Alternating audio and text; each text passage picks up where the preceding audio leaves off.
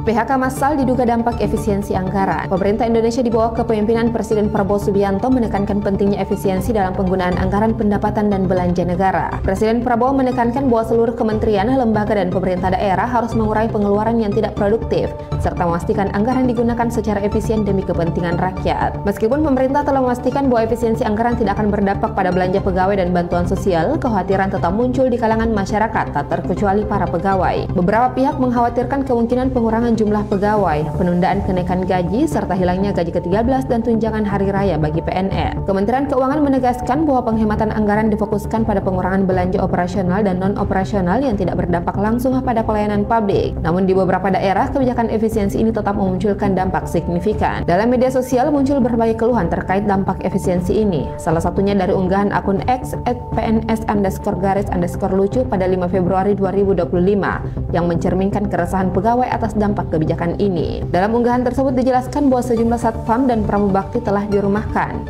Unggahan tersebut disertai tangkapan layar yang menggambarkan fakta di lapangan mengenai pemangkasan pegawai kontrak. Puluhan karyawan TVRI dan RRI juga belakangan viral di media sosial akibat menghadapi pemutusan hubungan kerja. Dampak dari kebijakan efisiensi anggaran ini pun terus berkembang dan menjadi perbincangan di berbagai kalangan.